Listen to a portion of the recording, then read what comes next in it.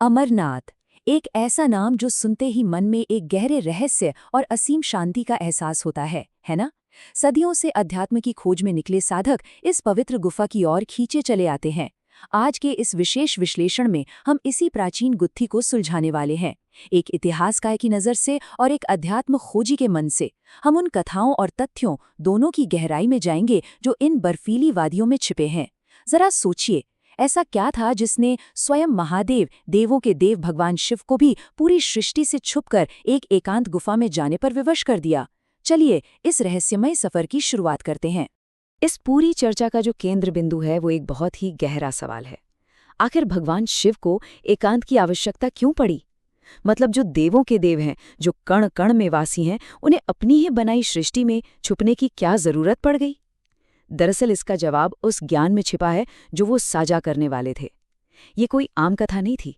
ये एक ऐसा रहस्य था, एक ऐसा अत्यंत गोपनीय और खतरनाक रहस्य जिसे अगर किसी भी अवांछित जीव ने सुन लिया होता तो मानकर चलिए कि पूरे ब्रह्मांड के नियम ही पलट जाते, सृष्टि का संतुलन ही बिगड़ जाता। तो अब हम आते हैं उस मूल रहस्य पर जिसे सदियों से अमर कथा कहा जाता है। आखिर ये सनातन सत्य की खोज शुरू कहाँ से हुई?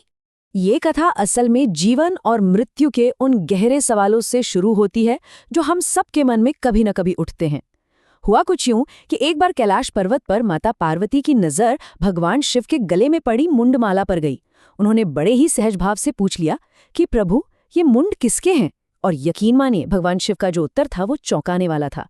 उन्होंने बताया कि ये सारे सिर स्वयं माता पार्वती के ही पिछले जन्मों के हैं। जरा सोचिए, माता पार्वती बार बार जन्म ले रही थी, मृत्यु को प्राप्त हो रही थी, जबकि भगवान शिव शाश्वत थे। इस अंतहीन और पीड़ादायक चक्र से थककर माता पार्वती ने जिद पकड़ ली। उन्होंने कहा कि मुझे भी वो रहस्य जानना है जिससे मृत्यु पर विजय प्राप्त की जा सके। और माता पार्वती जो जानना चाहती थी ना, वही असल में अमर कथा है। ये कोई कहानी नहीं है, बल्कि वो परम ब्रह्मांडीय ज्ञान है जो किसी भी आत्मा को जन्म और मृत्यु के इस थका देने वाले चक्र से हमेशा हमेशा के लिए मुक्त कर देता है। भगवान शिव भली भांति जानते थे कि ये ज्ञान कितना गोपनीय है। अगर कोई भी साधारण मनुष्य, कोई देवता या यहाँ तक कि कोई छोटा सा पशु पक्षी भी इसे सुन लेता तो वो भी तुरंत अमर हो जाता। और अगर ऐसा होता तो क्या होता? सृष्टि का जो एक प्राकृतिक संतुलन है वो पूरी तरह से नष्ट हो जाता। बस इसी संतुलन को बचाए रखने के लिए उन्हें एक ऐसे स्थान की तलाश थी जहां पूर्ण एकांत हो। लेकिन उस पूर्ण एकांत तक पहुंचना इतना आसान नहीं था। अमरनाथ की ये यात्रा सिर्फ एक भौगोलिक सफर नहीं है, बल्कि ये मोह और बंधनों को पीछे छोड़ने की एक बहुत बड़ी आध्यात्मिक यात्रा है। इसे थोड़ा गहराई से समझते हैं। अमरनाथ तक पहुंचने के लिए भगवान शिव ने जो मार्ग चुना वो पूर्ण त्याग का मार्ग था। ये बहुत ही दार्शनिक है, ध्यान दीजिएगा। सबसे पहले आता है पहलगाम, जहां उन्होंने अपने सबसे प्रिय वाहन और परम भक्त नंदी को पीछे छोड़ दिया। फिर आगे बढ़कर आया चंदनवाणी। यहाँ उन्होंने अपनी जटाओं से चंद्रमा को निकाल दिया, चंद्रमा जो हमारे चंचल मन का प्रतीक है। इसके बाद शेषनाग में शिव ने अपने गले से वासुकी नाग को उतार दिया, जो काल यानी समय का प्रतीक है। फिर महागुणास पर्वत पर उन्होंने अपने पुत्र गणेश को वहीं छोड़ दिया। ये मोह और वैराग्य की सबसे बड़ी परीक्षा थी। और अंत में आता है पंचतरणी, जहां उन्होंने जल, वायु, अग्नि, पृथ्वी और आकाश यानी अपने पांचों भौतिक तत्वों का भी पूरी तरह से त्याग कर दिया।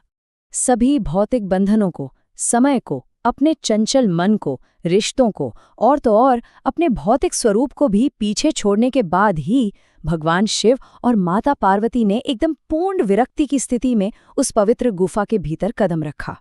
ये हमें बताता है कि परम सत्य और अमरता के उस ज्ञान तक पहुंचने के लिए कितनी गहन आध्यात्मिक शुद्धता की आवश्यकता होती है।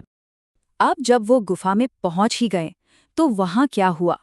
यहाँ से ये कथा एक बहुत ही रहस्यमयी मोड़ लेती है, जहां बात आती है अनायास ही मिल गई अमरता की। देखिए, अमर कथा शुरू करने से पहले भगवान शिव ये सुनिश्चित कर लेना चाहते थे कि उस गुफा के अंदर कोई एक छोटा सा सूक्ष्म जीव भी मौजूद न हो। इसके लिए उन्होंने अपनी असीम योग शक्ति से कालाग्नि को उत्पन्न किया। ये कोई साधारण आग नहीं थी, बल्कि प्रलय की अग्नि थी। इसे पूरी गुफा में फैला दिया गया ताकि हर एक जीवित चीज नष्ट हो जाए और रहस्य बिल्कुल सुरक्षित रहे। लेकिन कहते हैं ना, नियति को जो मंजूर होता है वही होता है। उस कालाग्नि के प्रचंड ताप के बावजूद गुफा के एक कोने में कुछ पत्थरों के ठीक नीचे कबूतर के कुछ अंडे सुरक्षित बच गए थे। अब कथा बहुत लंबी थी और इसे लगातार सुनते सुनते माता पार्वती गहरी नींद में चली गईं। लेकिन दिलचस्प बात यह है कि कथा रुकी नहीं, क्योंकि उन अंडों से जो नवजात पक्षी निकले थे उन्होंने माता पार्वती की जगह हूं हूं की ध्वनि निकालनी शुरू कर दी। जब कथा पूरी हुई और शिव ने देखा कि पार्वती तो सो रही हैं, तो उन्हें बहुत क्रोध आया। लेकिन उन छोटे से पक्षियों ने बड़ा ही सुंदर तर्क दिया।